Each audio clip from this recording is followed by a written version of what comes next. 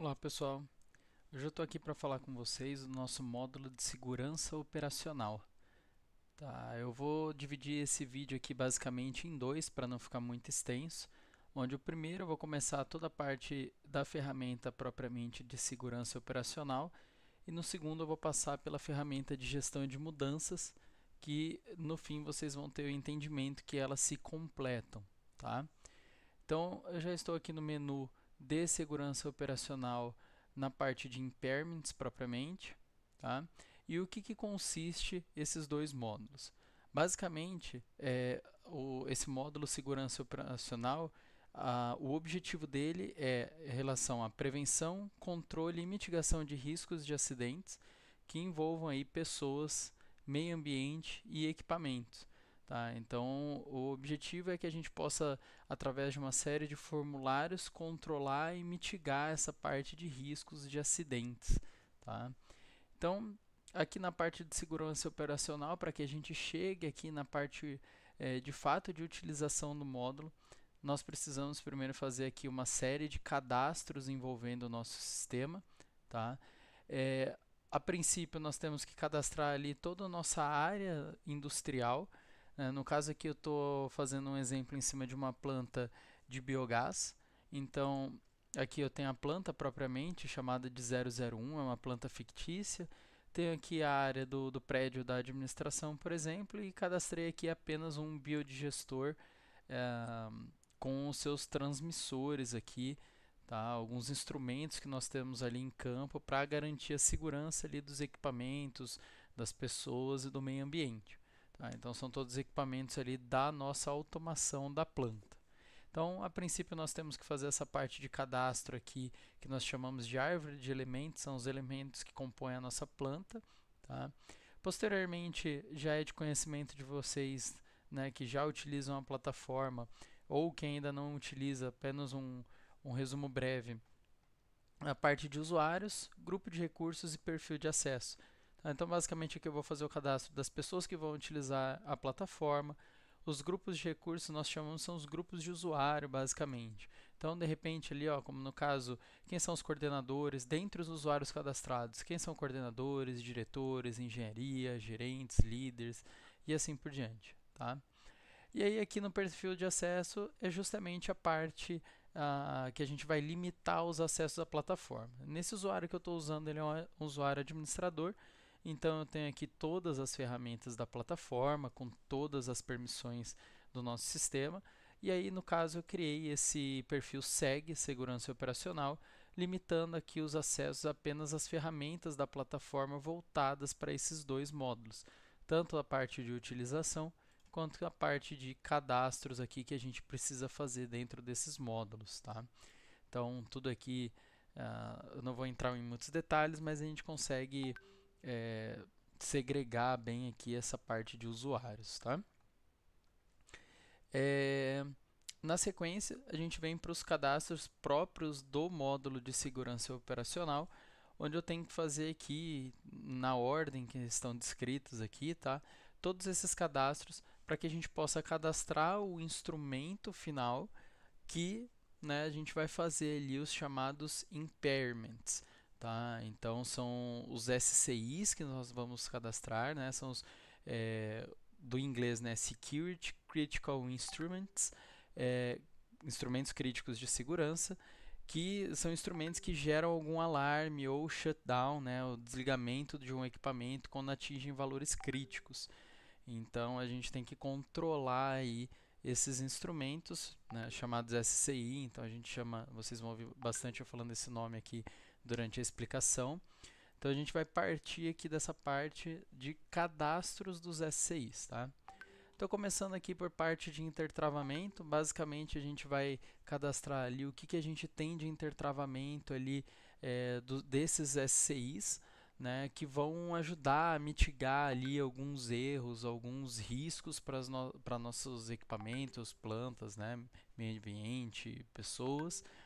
Nós temos o cadastro de severidade, são cadastros bem simples, tá? Basicamente código e descrição, ok?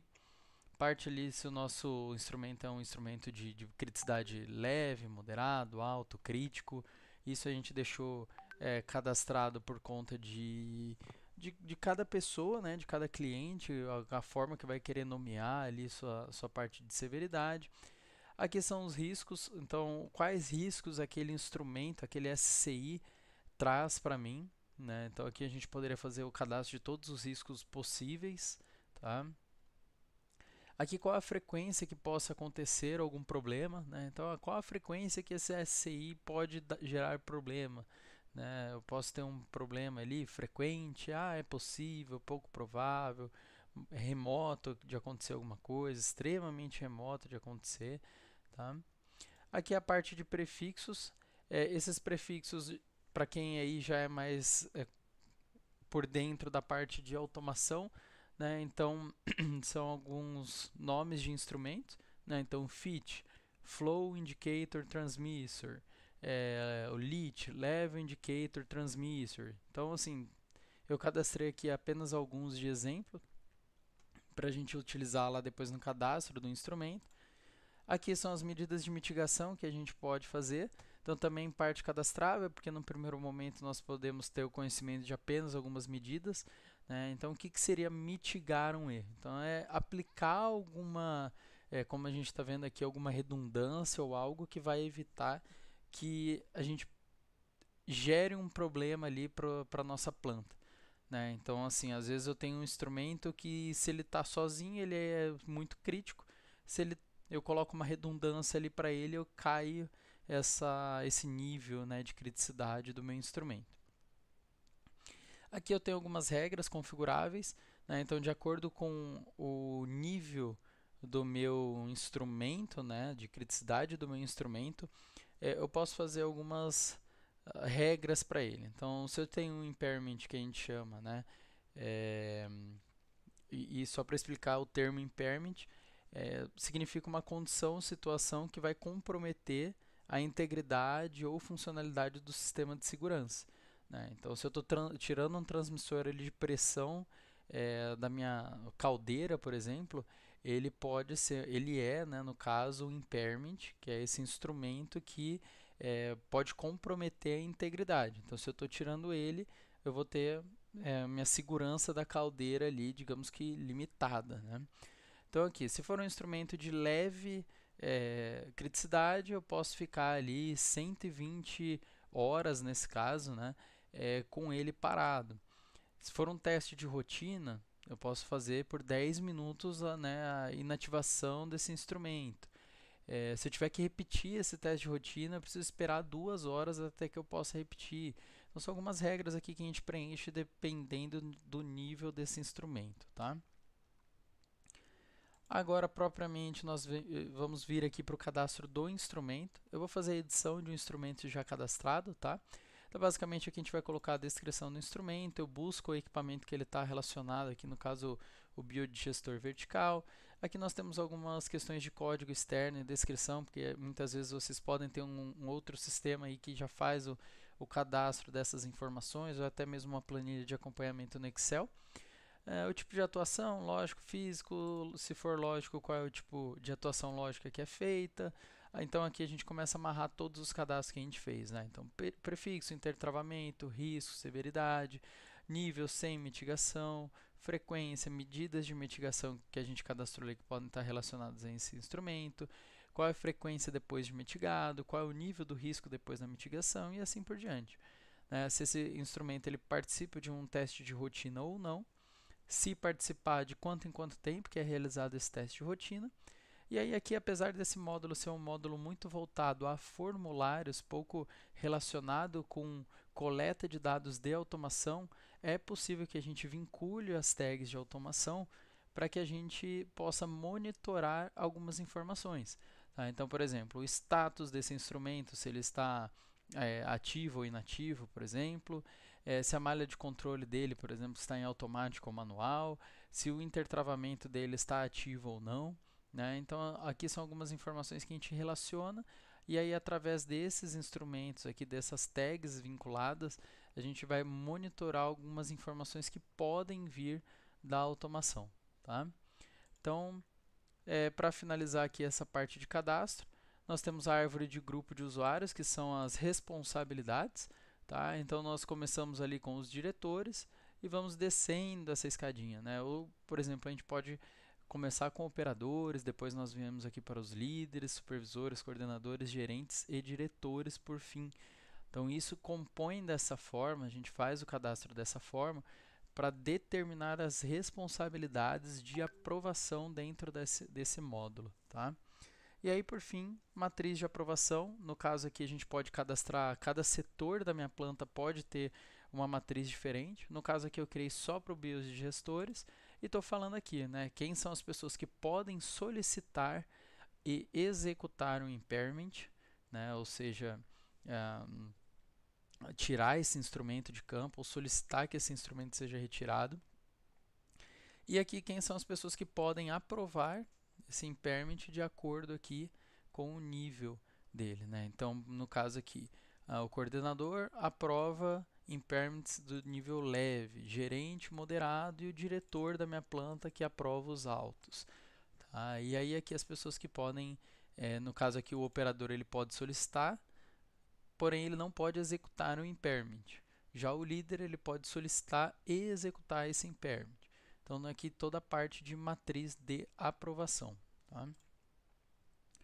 Agora nós vamos vir aqui para a parte de operação desse módulo. Tá? Eu não sou, esse usuário que eu estou logado, no caso o administrador, ele não está relacionado a nenhum daqueles níveis da árvore, da matriz, logo eu não posso adicionar um impairment. Então, o que eu vou fazer agora? Eu vou sair desse usuário, vou entrar com o usuário que ele é solicitante para solicitar esse impairment aqui de um determinado instrumento, tá? Bom, aqui, por exemplo, eu estou com o usuário operador nesse momento. Vocês podem ver aqui que o acesso aos menus já ficaram bem mais limitados, aqui voltados apenas para esses módulos que a gente vai ver nesse momento, tá? E aí aqui eu tenho a possibilidade de fazer a adição de um impairment, né? Ou seja, eu vou solicitar esse impairment. E aí, a partir desse momento, a gente já começa a preencher, digamos que esse formulário. Tá? Então, eu vou pegar aqui, por exemplo, esse transmissor de pressão 1. Tá? E aí, aqui ele está falando que esse transmissor de pressão 1 tem o risco de danos nas tubulações, tá? E o nível desse instrumento é nível crítico, ou seja, assim como já tivemos aqui um feedback do sistema, que somente é possível adicionar o impairment desse instrumento se houver uma medida de mitigação. Tá? Então, será implementada a medida de mitigação? Sim. Aí eu vou selecionar qual medida de mitigação daquele cadastro que eu vou utilizar. Tá? Eu vou adicionar uma justificativa do porquê que eu estou querendo fazer o impairment desse instrumento, né? Ou seja, tirar ele de campo. Necessidade de recalibração. Aqui ele está me informando, né, o tempo máximo que eu posso ficar com esse instrumento fora da minha planta. Tá? Então, 72 horas em impairment ali. E aqui eu tenho qual é o nível do risco depois que eu disse que eu vou fazer uma mitigação colocando aqui um pressostato. Ele cai aqui para um nível moderado. Então, essa é a primeira parte do formulário. Eu vou enviar para aprovação. Então, a gente consegue ver aqui uma listagem no ano de 2024. A gente pode selecionar o período tudo certinho. Então, eu recebo aqui, né, eu percebo aqui nessa tabela todas as informações desse formulário. Tá? Então, aqui no caso, eu vou abrir e ele está aqui aguardando a aprovação. Então, aquele usuário que ele tem permissão de aprovação, ele vai ter que acessar e permitir que esse impairment seja realizado. Tá? Então, aqui status de aprovação, aguardando. Tá? Então, logo ele está aguardando a execução. Enquanto eu não fizer a aprovação desse instrumento, eu não posso fazer a execução desse impairment ou, né, até mesmo reestabelecer. Então, nesse momento, uma parte muito interessante do nosso sistema é o recebimento de um e-mail. Tá? Então, a gente pode enviar gatilhos, que nós chamamos, que no caso eu escrevo o corpo do e-mail. Então, aqui eu estou falando, né, que o SCI do transmissor de pressão 1 foi enviado para aprovação. Então, o solicitante, estou colocando aqui o nome, né, o usuário do solicitante que pediu esse impairment, precisa da aprovação do impairment, do instrumento, coloquei o nome aqui do instrumento, devido a, e aí necessidade de recalibração, que é a justificativa. Para aprovar ou reprovar, acesse, né, aqui o nosso ambiente. Então, basta clicar aqui nesse link que já vai fazer o direcionamento para o nosso sistema. A partir de então, né, você estando com o login efetuado, você poderia acessar aqui e o sistema já direciona direto para o link daquele impairment solicitado. Tá? Então, eu vou fazer o login aqui e já volto com vocês. Bom, feito aqui o login com o meu usuário, então, gerente, tá? Por se tratar de um instrumento, mesmo após mitigação, ter uma criticidade ali moderada, somente o meu gerente, seguindo ali o cadastro da matriz de aprovação, poderia fazer a aprovação dessa solicitação. Tá? Então, caso eu fizesse o login, por exemplo, com o usuário coordenador, o sistema não ia permitir que o coordenador fizesse a aprovação desse impairment. Tá? Então, aqui no caso, eu vou fazer a aprovação. Existe a possibilidade de não aprovar e escrever uma justificativa por não estar aprovando. Nesse caso aqui, eu vou aprovar para a gente seguir o fluxo. Tá? Então, ele registra aqui, né, a data de aprovação, quem aprovou, o status da aprovação. Aqui ele mantendo todo o histórico do que já foi preenchido no passo anterior. Tá? E nesse momento é recebido um novo e-mail que houve uma alteração no status do SCI. Então, o aprovador gerente respondeu à solicitação do impairment do instrumento, né? No caso aqui não adicionamos uma justificativa. Para executar o impairment, acesse. Então, a mesma coisa, eu vou pegar aqui agora, né? Eu clicando aqui nesse link já vai me direcionar para a plataforma como um hiperlink. Então, eu vou copiar aqui, vou fazer o login na plataforma agora a partir de um usuário que possa executar esse impairment. No caso, o meu operador não pode, então vou fazer o login agora com um usuário que possa fazer a execução desse impairment. Estou aqui agora com o usuário líder, tá? Então, leader.build, o líder da minha planta. Aqui já consta como status aprovado, faltando aqui, né, a parte de execução e reestabelecimento. Então, vou abrir aqui esse meu formulário. Aqui existe uma particularidade, porque a gente sabe ali, né, que a duração máxima permitida para esse impairment são de 72 horas.